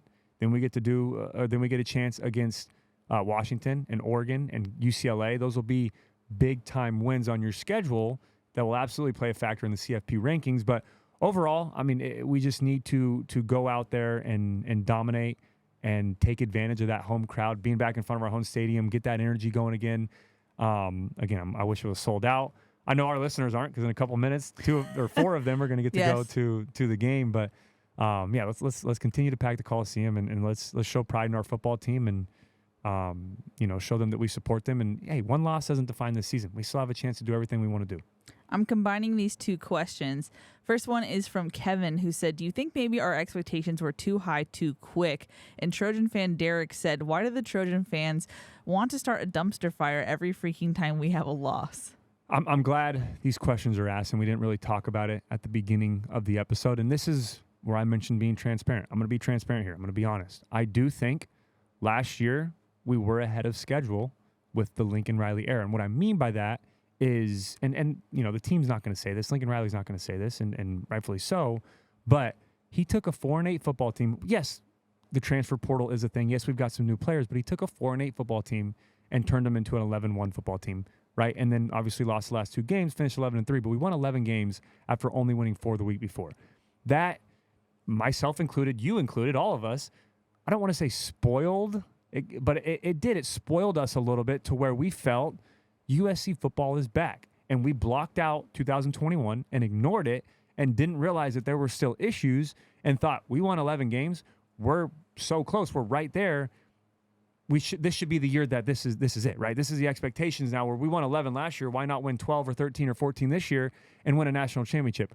I do think we're still a year or two away to being complete. Right now, we have playmakers, and we have Caleb Williams, and we have good players on this team that can win high-level football games, but there are still some depth issues. Offensive line, got to continue to recruit better there, well there. We're doing a good job of going out there and recruiting. Got to be able to compete with the NIL, right? That's something that Lincoln Riley talked about, was that I will come here if, and 2 of the things he spoke about at the House of Victory event was new facility, check, and being competitive in NIL. And that's what the House of Victory is doing. That's what we're starting to do. But you have to continue to have that support. And it's so new, and we're so new to the NIL game, that it's going to take time, because you see some of these recruits that look and go, hey, this might be the best fit, but I'm a 17, 18-year-old kid, and these are the dollar signs from this program. It's tough right now. Recruiting's in a completely different area than it was even 3 years ago. Yeah, 100%. Not only when I was playing, but 3 years ago. Mm-hmm. So there's still going to be some learning curves. Lincoln Riley's only been here for a year and a half, right? He's only going into his second season. He's 17-4 now at this point in a season and a half. I think Pete Carroll was 6-6 his first year. So we're ahead of the curve, but I do think that spoiled us a little bit last year, thinking, all right, 1 year, boom, under Lincoln Riley, win 11 games. Why not be world champions this year? We have to be. We must be. That's the expectations. It's USC. True, those are the expectations at USC, but I do think there's still a year or two. I think we're ahead of the curve, but Trojan fans are at year 4. We're still at year 2 trying to get to year 4, and it's going to take some time. And we can talk about this. The players aren't going to say this, right? They want to win now, and everyone wants to win now. You're never thinking, oh, we're so close. But Deion Sanders said it recently, right? You better get me now, because this is the worst I'm going to be. I'm going to continue to recruit. I'm going to continue to build this empire. That's the same thing that Lincoln Riley is doing here, building the culture, building the empire, building what is going to be a proud product for USC fans for years to come. It's just, and the second question, I know I'm talking a lot, but I'm glad we got to this point, is there is so much negativity and so many just terrible, terrible takes out there right now on Twitter, right? And there are fans out there that I love talking with that have valid points, but there's also some out there on Twitter that are like, what are you talking about? Like, what? And I won't say it. I know we're laughing because we've talked about a couple of them off air, but there are some where I'm like, I would love for you to get up in front of people, and instead of sitting behind your keyboard, get up in front of people. Get on the show. Come on the show. Come talk to someone in person and have that same take. And people will look at you like, what are you talking about? But it's so easy to be negative after a loss or after a win that felt like a loss on Twitter, behind a screen. And some of the funny stuff is some of them are they're like, Twitter account joined August 2023. And I'm like, all you have is 40 negative tweets. Are you even an SC fan? Are you an in disguise other fan? But and I know there's a lot of fans on. I'm not discrediting that. Obviously, it's completely okay to be harsh on your team, to be critical on your team. But some of these takes, I'm just like, it's not that bad. Like, chill out. It's really not that bad. There are some glaring issues. There's things that need to get fixed. There are bad. There's good and there's bad and there's ugly. There's things that need to get fixed. But some of these fans are like, this is the dark days. Hey, I was here when we had some coaching changes and really no idea who the leadership, who was going to be, what was going to happen. Yeah. Then we had some years where we're winning 4 games or struggling. We'd go and lose to Arizona State by 20 and 2 years ago. Yeah. And 2 years ago, people.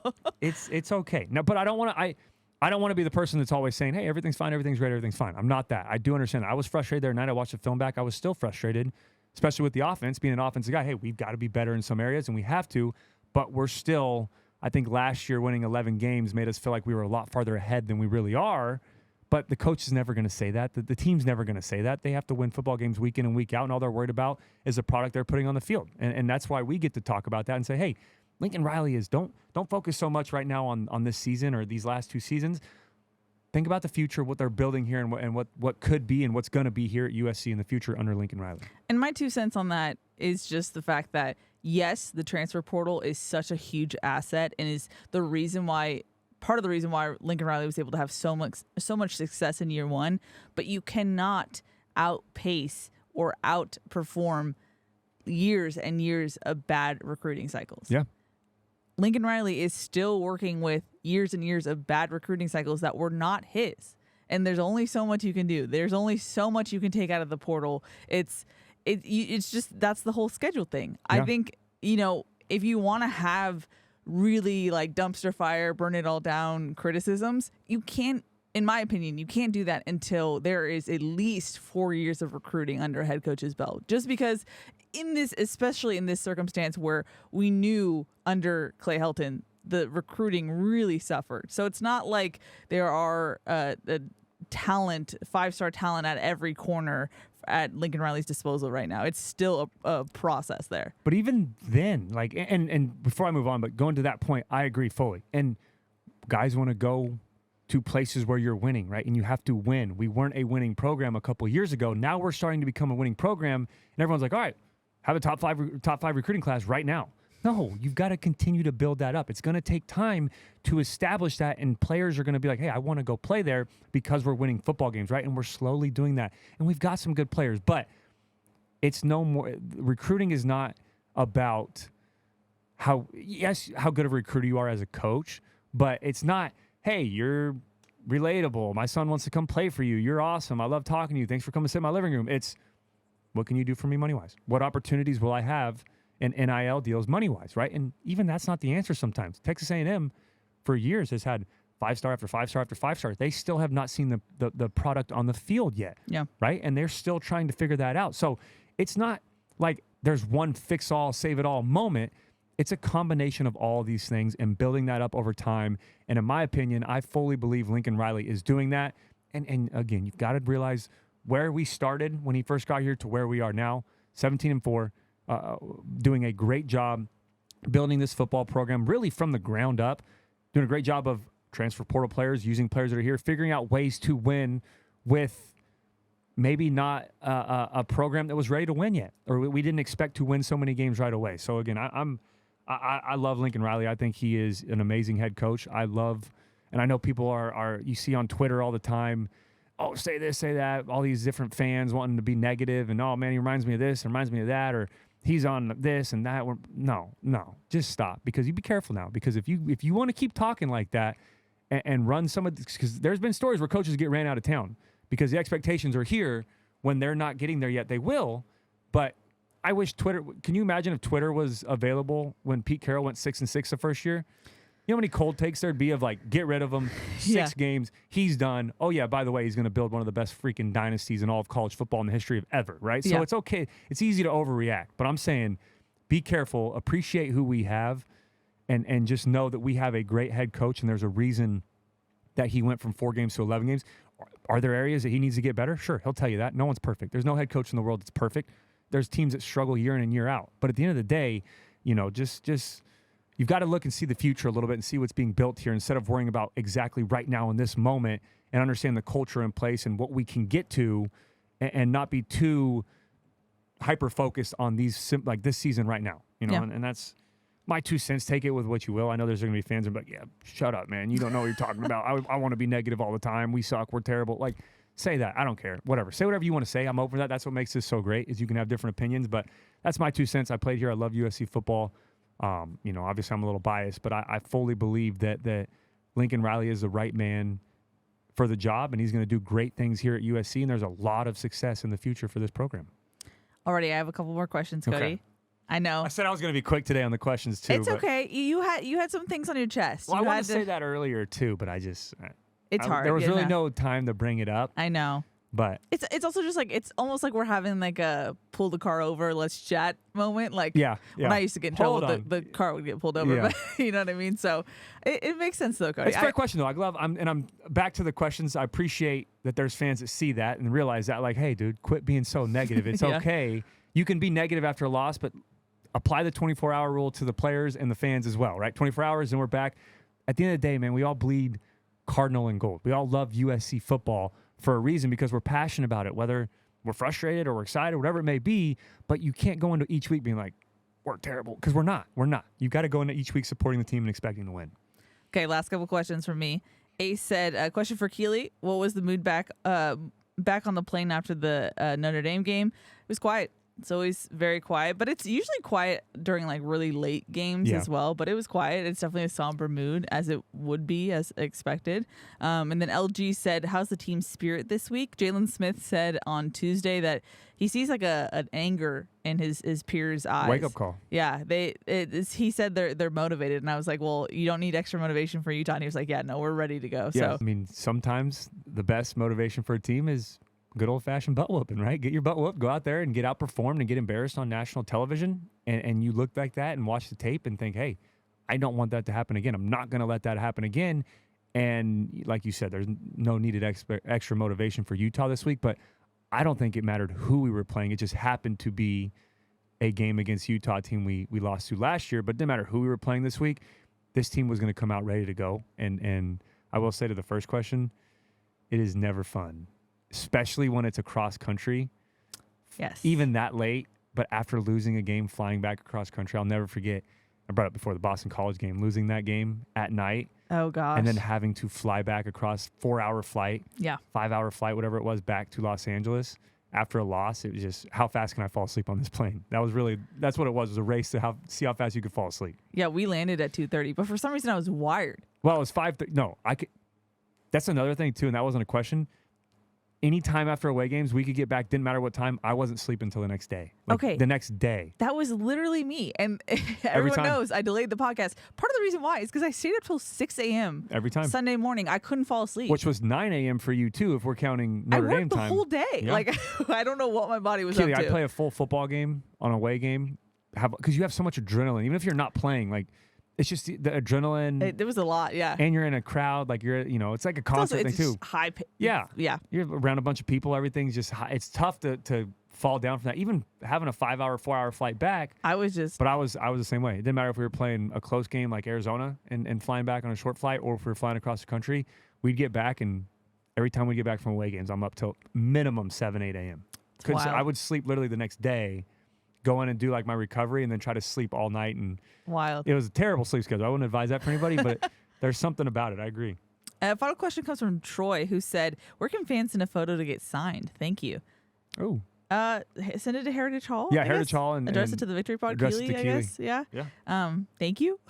Yeah. But with that, Cody, it's time to drop some emojis, announce winners for our final ticket giveaway. I'm ready. I believe we had around 60. Yeah, we had 64 entrants. Yeah, I got the list. Let me pull it up real quick. And I have random.org pulled up. So when you are ready, Mr. All right, cool. Kessler. 1 through ready? 64. Let's do it. 5. 5 is from Twitter. That is at Muggsy152. 2 tickets. 2 tickets at Muggsy. 1. That's not. Even though we checked Cody and we know that they're following everybody. Well, I like to say that. So their full name is Thomas Sandoval. Okay, and there then you go. Yeah, I always do that. Okay. You always say that to me too. You always say, "Oh, we already know." I'm not checking if they've already followed us. Okay. I like to use their full name. So the winner is Thomas Sandoval, and again, their is at Muggsy152, and all of their replies are literally, if you can see, the Victory Pod. That's so cute. Yeah, they've been listening and following for a while. So congratulations, Thomas. You are the first winner. Let me go back to the list. Okay, the second and final winner, 54. Sorry, dyslexic moment there. 54 is from Instagram, and that is David Baker. Sounds familiar. I feel like I'm used to, I feel like I'm Is used that a to Cody seeing question person? Probably. David Baker. Here we go. Obviously followed us. Yeah, and then the username is at Hey David Baker. So David Baker, you are the second winner this week. Again, I will reach out. Normally I wait for the episode to come out, or for the fan to reach out to us. So hey, I want that way I don't spoil it for them because it's probably a lot more exciting to watch. But I will reach out as soon as we finish recording. That way you have some time ahead to schedule for the game. But those are our 2 winners. Dun, dun, dun, dun. Yeah. And now we have to say... Dun, dun, dun, dun is your thing. I don't know if you left the first cut in. I did not. Okay. Yeah. That makes a little more sense. Keely said dun, dun, dun, dun like 3 times today. I don't know why. And we've cut so that I don't have that in there. And yet I still... You just said it again. It's making now it it's staying in. So Now you don't have a choice. I guess. I'm sorry that everyone had to listen to my horrible singing. 2 emojis, Cody. Yeah, hold on. Let's do it for merch for next week. Yeah, next week will be merch. For my emoji, I'm going to go with some fall vibes. We're going to do a maple leaf. That's what it's called in the emoji dictionary. Okay. It's an orange leaf, just a singular orange leaf. Okay, like it. I'm already on the sports section, which I normally pick from every time. I'm going to go a step ahead and go to winter vibes. I'm going to go with the snowboarder. It's a little character riding a snowboard. I typed in snowboarding. It's the only one that pops up. So we've got a maple leaf and a snowboarder this week. Kind of random, but getting into the season, yeah. Sure. And I'm going to be the bearer of bad news. Apologies. We're going to dial it down to just one winner for the merch going forward. Oh, yeah. Well, we were doing it because when we had times in between giving away 2 sets of tickets, we kept it at 2 giveaways, but now we're going back to normal since we can't give away tickets anymore for good reason. The Washington game and the UCLA game sold out, so shout out to Trojan fans. But, yeah, we're going back to 1. Still a chance to win. Just not a double chance to win anymore. But there you go. We've done a ton of giveaways this week. I think we're allowed and probably do some more in the off season again. Keep it going. So, so to win this week. Now I'll explain that how you can win. We didn't even do that before we. I know we didn't. I was ready to go to my questions. I know. But how you want to win if this is your first time listening, you respond with a maple leaf and a snowboarder on either Twitter or Instagram. If you respond on Twitter, you have to be following myself, Keely, and the Victory Pod on that platform. And then if you respond on Instagram. And these responses can be on a picture from before, direct message, comment, whatever it may be underneath. A lot of people respond underneath the episode on Twitter when we drop it. Yeah. But if you respond on Instagram, you have to be following myself, Keely, and the Victory Pod as well. And then from there, we take the list and put it in random.org. Make sure you're following, add you to the list, and then we pick. And then you are the winner. Yeah. And it's been tickets before. It's done giveaway. The options are, if you're wanting to know what you can win, again, by... if you're a first-time listener, the options are a USC hat, a USC long-sleeve shirt, a USC short-sleeve shirt, or a USC sweatshirt, which I'm assuming is going to be the more popular pick going into the winter. True. And then I can sign it. Keely can sign it. We both can sign it, or you can have it not signed. Completely up to you. No pressure. No pressure. Whatever you want. But it's something we started a long time ago, and we continue to do that. And like I said, it's one of my favorite parts of the show. For sure. Especially when we get the photos of people either in their seats or their merch. So. Yeah, absolutely. Okay, so now that's all explained. It is time for the Cody now question segment. Now it's time for my favorite part of the show. Oh, goodness. Which is, I've got to get it pulled up, is the Instagram question box that I put out, and Keely tries to have me dial back later and later because I get a ton of it. Well, I used to put them out the night before. Yes. And it would be... throwing me under the bus, Cody. Around 40. Well, no, it was fair. And then by the end of it, I'm like, all right, I just asked the same question. We've answered 5 different times. Yes. So I will, if you ask the same question, it's already been answered. I apologize not reading it, but I'm not going to be super repetitive, but I'm ready if you got my timer. I am ready. That we haven't used in probably drill. 10 weeks. All right, the first one is from Mr. Alcom. As a player, how did you deal with losses, and what advice would you give current players? Really the same answer for both of those, 24-hour rule, right? After a game, after a win, after a loss, there's always that 24 hours after the game ends to allow your emotions to be there, right? If you're excited after a win, that's fine. If it's a loss and you're frustrated and you're down, allow yourself to feel those, right? Because football is a game of emotion, but as soon as that 24 hours is up, you've got to move on from it, put that behind you, learn from it, and now get ready for the next opponent. And that's the same thing that I would tell this team is hey, that Notre Dame loss, it hurt, right? It's a rivalry game. It's a tough opponent. We lost that football game. There's a lot of things that we could have done to win, but we really hurt ourselves in that game, and credit to Notre Dame. Sit on that for 24 hours, and now we're on and ready to go get Utah. The next one is from Me Socks. Cody, we attended the game to take my 76-year-old father and my 6-year-old son in South Bend. How cool is that? What a great memory to have. That's awesome. He followed up with a question as well. So what is the biggest factor that Notre Dame Stadium that makes it so tough to play there? Just the atmosphere. Obviously, being USC, they strongly dislike us over in South Bend. The coolest thing for me, too, is not only playing in the stadium and how loud it is when you play your rivalry games, but the drive up as well on the buses. Fans have some interesting gestures that they'll throw your way and all of that. But overall, it's one of my favorite environments to play in, but it's absolutely difficult. The next one is from Joe Osorio. Said, going to my first SC game in 2 years. Excited to be back in Cali.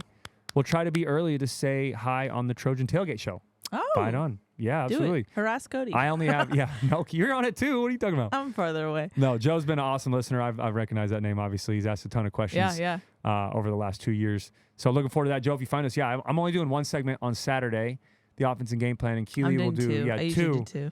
But Keely's a lot tougher to find on game day. I'm all over the place. She's got a ton of stuff going on.